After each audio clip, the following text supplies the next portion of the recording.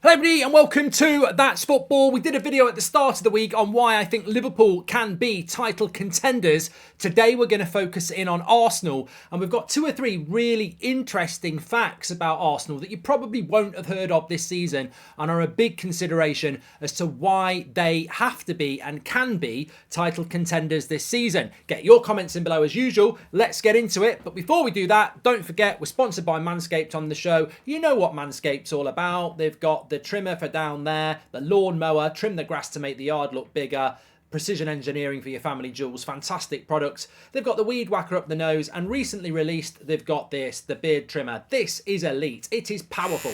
It will shave you in under a minute. It's literally knocked down my productivity of shaving the beard by 50%. Absolutely fantastic products. You can get 20% off and free worldwide shipping with the code FOOTY through the link in the description or that QR code next to me. Use your camera phone. Check out Manscaped. Fantastic products. You don't know till you've tried it just how good they are. It's a game changer in male grooming. Check out Manscaped. 20% off. Free worldwide shipping. The code is FOOTY. We're talking footy as well. We're talking football. Let's talk about Arsenal then. Title contenders last season, fell away at the end. Amazing start last season. What about Arsenal as title contenders this season? Well, it wouldn't be a surprise to you if I said Arsenal have got a really good chance of fighting for the title again. But why? Why is that? Well, I'm going to start off with a few key things. But one thing I would always say, and many of you will know this, if you're new, you probably wouldn't, I was always a big advocate of Arteta, even when Arsenal fans were singing Arteta out and printing T-shirts. I could always see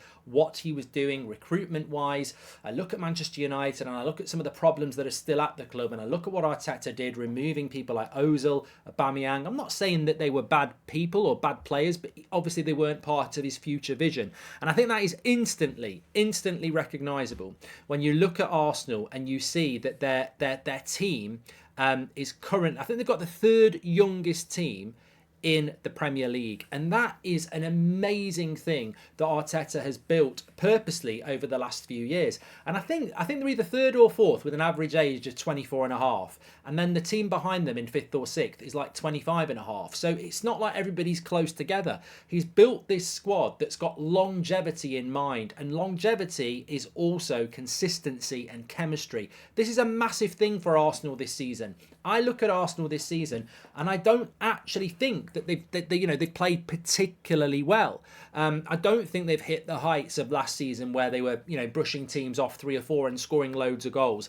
But the impressive side of Arsenal, and it's been really clear, and it was very clear against Man City in what many people described as quite a boring game, but I looked at it as almost a tactical lockout between Arteta and Pep, where neither team could really get hold of the game the way they wanted to, and it was always going to come down to a moment of magic or a deflection like it did. That's massive for Arsenal, and it's massive for the mentality of Arsenal, who last season, let's be honest, visibly were almost scared of Manchester City. So that is instantly the progression.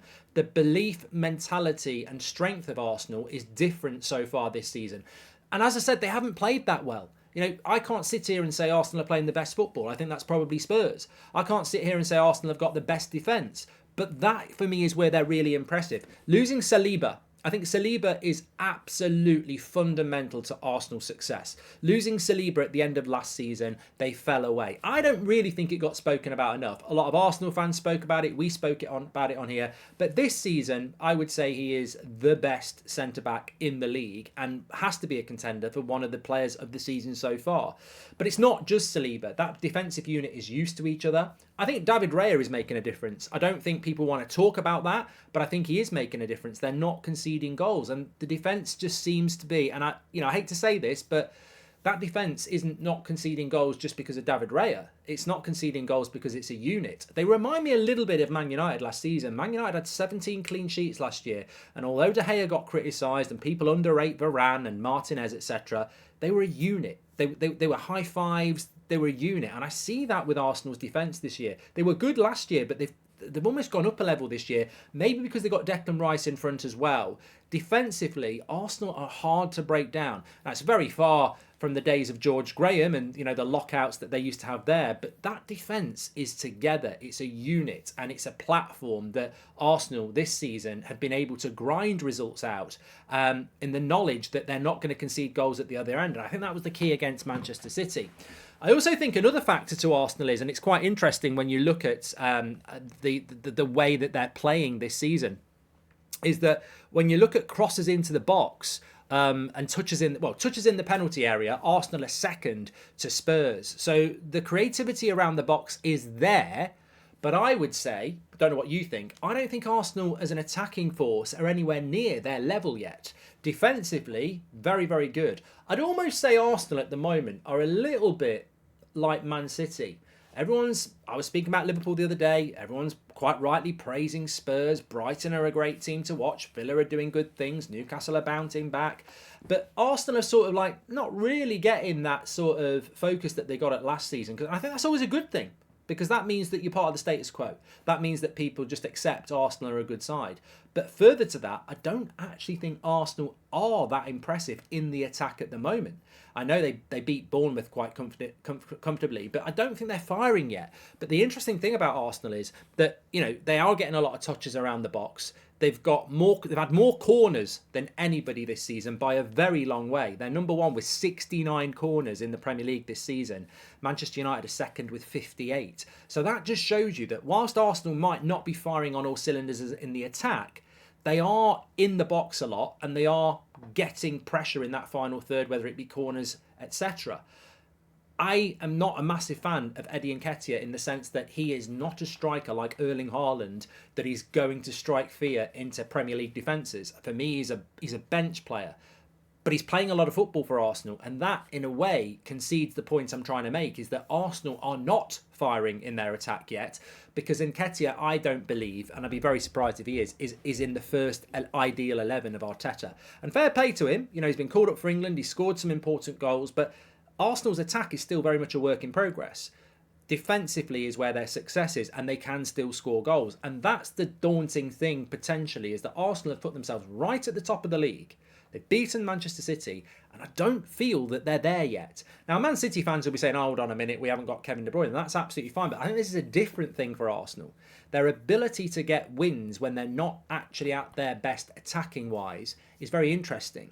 Martinelli's been injured, Saka's injured now. Saka missed the Man City game. They still got to win. It's that strength, and I think that's the thing I'm trying to say about Arsenal this season. There's all these little niches, but their strength, character, mentality this season seems so far to be the guiding force for them, that is getting them through games and winning games when, they're not the same team that start. Last season they got 43 points from 48. That is unbelievable.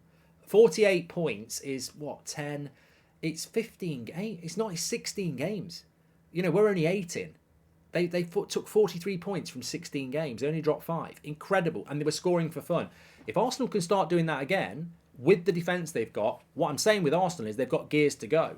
And they're already at the top. So they're a very, very strong contender.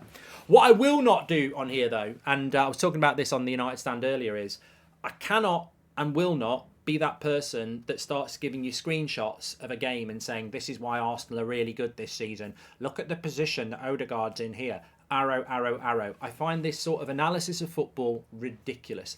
I don't mind it when you're analysing how a goal was scored. I don't mind analysing how a goal was conceded. But when we're seeing these little agenda-driven, out-of-context clips, one screenshot is not even a second of 90 minutes. Arteta, Pep Guardiola cannot tell players to do things based on less than a second of 90 minutes. This isn't chess where you can figure out moves that have been played over years. This is a game of football that's dynamic. It's dynamic. It's expressive. People overcomplicate football.